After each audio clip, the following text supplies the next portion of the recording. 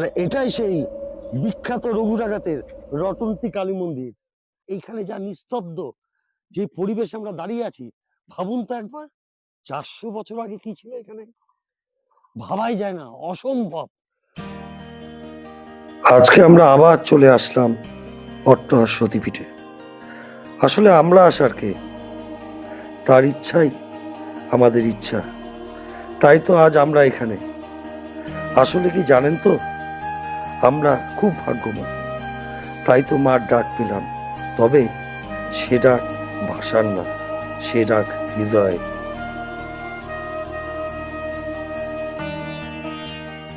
এখন বাজে ঘড়িতে ওই 7:55, আর এখন আমরা দাঁড়িয়ে আছি ব্যান্ডেল স্টেশনে। কারণ আজকে আমাদের গন্তব্যস্থল হচ্ছে কাটোয়া। অ্যাকচুয়ালি আমরা আজকে কাটোয়া সতীপীঠ যাব, আমাদের লাস্ট গন্তব্যস্থল। আর একটা ইনফরমেশন আপনাদের দিয়ে রাখি, আপনারা যদি শিয়ালদা থেকে আসেন বা কলকাতা থেকে আসেন, তাহলে অবশ্যই শিয়ালদা স্টেশনে আসবেন। ওখান থেকে ডাইরেক্ট আপনারা কাটোয়া লোকাল পেয়ে যাবেন হচ্ছে 8:05-এর। তাহলে আপনাদের নৈহাটি হয়ে আর ব্যান্ডেল হয়ে ডাইরেক্ট কাটোয়া যেতে হবে না, ভায়া হয়ে কাটোয়া যেতে হবে না, আপনারা একদম শিয়ালদা থেকে ডাইরেক্ট কাটোয়া গিয়ে নামতে পারবেন। ট্রেনের জানলা দিয়ে চোখ রাখতেই মন হারিয়ে গেল সবুজ বিস্তৃত দিশাহীন গন্তব্যের খোঁজে, যেন আমায় হাতছানি দিয়ে ডাকছে। আর আমি শুধু অসহায়ের মতো সেই ডাক শুনেও না শোনার ভান করে নিজেকে ধিক্কার জানালাম। আর মনে মনে বললাম, তোমার রূপের কাছে আমাকে যে বড়ই বেমানান লাগবে। তাই আর যাই মায়ের কাছে, অট্টহাস্য সতীপীঠে।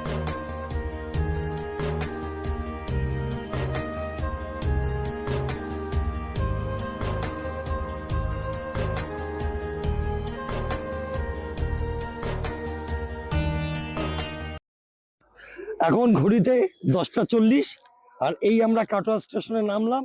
আর আমরা দাঁড়িয়ে আছি কাটোয়া 7 নম্বর প্ল্যাটফর্মে। আর সামনেই হচ্ছে বাস স্ট্যান্ড, আমরা বাস স্ট্যান্ডের দিকে যাব। ওখান থেকে আমরা যাব, আমাদের পরের গন্তব্যস্থল হচ্ছে নিরোল বাস স্ট্যান্ড। আর এই যে আমার বন্ধু পিকা, চলুন বাস স্ট্যান্ডে যাওয়া যায়।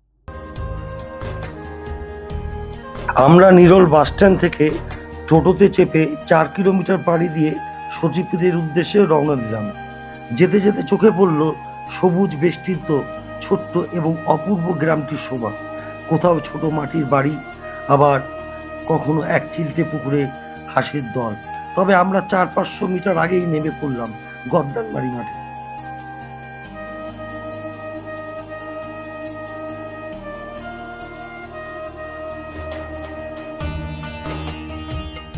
এখন আমরা হাঁটতে হাঁটতে যাচ্ছি, আর 300-400 মিটার পরেই পড়বে সতীপীঠ। আর সামনেই দেখাবো আপনাদের গদ্দানবাড়ি মাঠ। আমরা যেই মাঠটিতে দাঁড়িয়ে আছি, এটাকে বলা হয় গদ্দানবাড়ি মাঠ। একসময় এই জায়গাটা পুরো বন জঙ্গলে ঘেরা ছিল, আর তৎকালীন মানুষেরা পায়ে হেঁটে মার মন্দিরে আসতো পুজো দিতে। আর এইখানে কিছু অসাধু তান্ত্রিক বাস করতেন, যারা জোর করে মার কোল থেকে শিশু কেড়ে নিয়ে তাদেরকে বলি দিত, তাদের সাধ্যে, তাদের তন্ত্রের সাধনার জন্য। ভাবতে পেরেছেন কি মর্মান্তিক কাহিনী? মানে ভাবতে গেলে এখনো শরীরে কাঁটা দিয়ে ওঠে। তো এই হচ্ছে এই মাঠটির ইতিহাস। ফাইনালি আমরা সতীপীঠে এসেই পৌঁছালাম। আর এখানে বাবা ভোলানাথ মা সতীকে কাঁধে নিয়ে সেই তাণ্ডব নৃত্য, সেই মুক্তিটা আর দেখলে আজও যেন বুকের ভেতরটা কেমন করে। তাহলে চলুন প্রবেশদ্বার দিয়ে আমরা ভেতরে ঢুকি।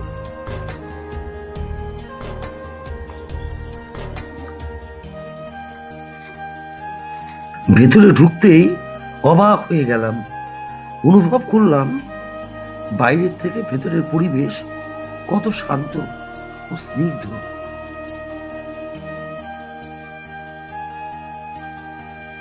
এই যে আপনারা দেখছেন অতিথি নিবাস। আর আপনারা যদি মনে করেন যে একটি রাত আপনারা এখানে থাকবেন, তাহলে অবশ্যই মন্দির কর্তৃপক্ষের সাথে কথা বলে এখানে থাকার ব্যবস্থা হয়ে যাবে। আর নিচে দেখছেন পুলিশ ক্যাম্প, আপনাদের নিরাপত্তার কোনো অভাব হবে না। এটা হচ্ছে নাট মন্দিরের প্রবেশের সতীপীঠের মেন গেট ভেতরের।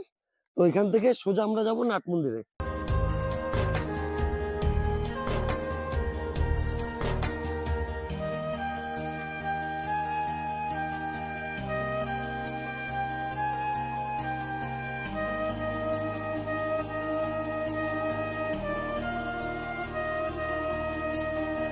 চলুন নাট মন্দিরে প্রবেশ করে আপনাদের নাট মন্দিরটা দেখাচ্ছি। নাট মন্দিরে প্রবেশ করতেই চোখে পড়ল পৌরাণিক চিত্র দিয়ে মন্দিরের ভিতরের শোভাটি আরো উজ্জ্বল করে তুলেছে।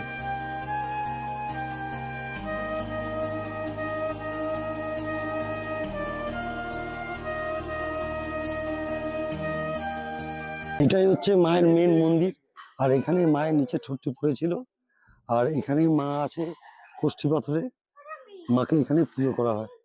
চলুন আপনাদেরকে দেখাই। নাট মন্দির থেকে বেরিয়েই আমরা সোজা এগিয়ে গেলাম মার প্রধান মন্দিরের দিকে, যেখানে মার নিচের ঠোঁট পড়েছিল, যেখানে মাকে পুজো করা হয়। তার সাথে দেখে নিলাম ভৈরব বিশ্বাসকে, এবং কথিত আছে মাকে দর্শন করার পর ভৈরব দর্শন না করলে সেই দর্শন নাকি অসম্পূর্ণ থেকে যায়।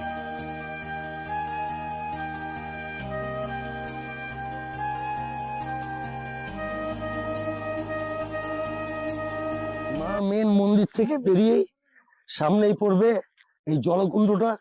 আর এখানে একটি বিশেষ বিষয় হচ্ছে যে এই পুকুরে যে মাছরা থাকে, সেই মাছদের আপনি যদি কোনো খাবার দিতে যান, তাহলে তারা নিজেরা এসে আপনার হাত থেকে খাবার নিয়ে যায়। আর জলকুণ্ড থেকে উঠেই আপনারা উপরে বাঁ দিকে দেখতে পারবেন এই যে ভোলা বাবার সমাধিস্থল। এই দেখুন, এই জলকুণ্ডর চারদিক দিয়ে এখনো কত বড় জঙ্গল। তাহলে ভাবুন তৎকালীন কত বড় জঙ্গল ছিল। মানে এখানে রীতিমতো সংস্করণ হয়েও এতটা এখনো নিবিড় জঙ্গল। এবং সামনে আপনাদের দেখাবো আমি পঞ্চমুণ্ডির আসন। এটা হচ্ছে পঞ্চমুণ্ডির আসন। আর পঞ্চমুণ্ডি আসন বলতে কি জানেন? অ্যাকচুয়ালি অবিবাহিত যুবতী, এমন কেউ যে অবমৃত্যু মারা গেছে, তার কাটা মুন্ডু নিয়ে এবং আরো 4টে পশুর মুন্ডু নিয়ে এবং সেই সাধক এখানে বসে সাধনা করে। এবং শুধু সাধারণ সাধক এগুলো পারে না, মানে খুব উঁচু মানের সাধক এই মুন্ডু দিয়ে এখানে সাধনা করতে পারে এবং তারা সিদ্ধি লাভ করে। তো এটাকেই তার জন্য এটাকে বলা হয় পঞ্চমুণ্ডির আসন। চলুন এইবার আপনাদের দেখাতে চলেছি সেই বিখ্যাত ডাকাত রঘু ডাকাতের সেই রটন্তী কালী মন্দির। আর এটাই সেই বিখ্যাত রঘু ডাকাতের রটন্তী কালী মন্দির। এবং কথিত আছে রঘু ডাকাত যখন কোনো জায়গায় ডাকাতি করতে যেত, সবার আগে কোনো মানুষের বলি দিয়ে এবং সেই মাথাটা এই হাড়ি কাঠে রেখে, মানে এখানে গেঁথে, তারপরে সে যেত ডাকাতি করতে, এবং তবেই নাকি সে সাফল্য হতো। আপনারা ভাবুন। এবং আপনারা চিন্তা করতে পারবেন না এইখানে যা নিস্তব্ধ যে পরিবেশে আমরা দাঁড়িয়ে আছি, ভাবুন তো একবার 400 বছর আগে কি ছিল এখানে, ভাবাই যায় না, অসম্ভব। আমরা এখন এই 2026-এ দাঁড়িয়ে এখনো এই জায়গাটাকে মনে হয় যেন এক অন্য যে আজ থেকে শত শত বছর আগে এই জায়গার পরিস্থিতি কি ছিল, ভাবতেই গায়ে কাঁটা দিয়ে উঠছে। দেখুন এটা হচ্ছে রন্ধনশালা, আর এখানেই মার ভোগ তৈরি হয়।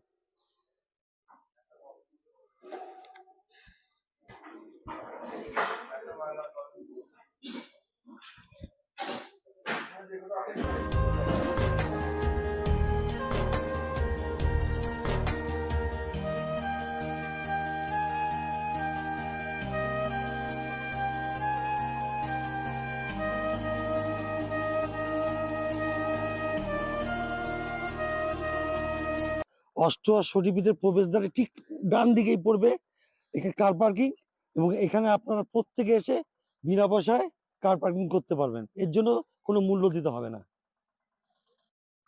মেন প্রবেশ পথের বাঁদিকেই পড়বে ডালার দোকান, এবং আপনারা দাদার কথা শুনে নিন। হ্যাঁ, এখানে পুজোর ডালা এমনকি পুজোর সামগ্রী সব রকম পাওয়া যায়।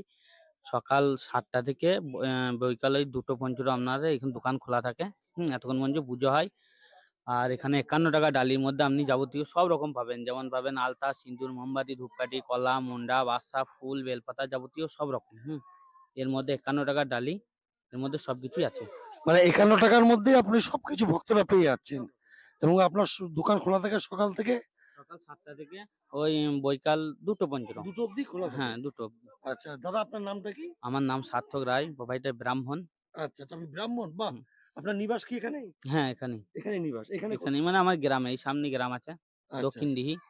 আচ্ছা, তো শুনলেন তো, আশা করি যে আপনারা যখন মাকে পুজো দেবেন, তো দাদার দোকান থেকে অবশ্যই ডালা নিয়ে মাকে পুজো দেবেন। আর দাদার বোধহয় এটাই, আপনার তো এটাই জীবিকা। এটাই আমার পেশা। শুনলেন, দাদার এটাই জীবিকা। এই নিয়েই ওনার ছেলে বাচ্চা সবাইকে নিয়ে উনি বেঁচে থাকেন। সুতরাং আপনারা অবশ্যই এই দাদার দোকান থেকে ডালা নিয়ে আপনারা মার মন্দিরে গিয়ে মাকে পুজো দেবেন।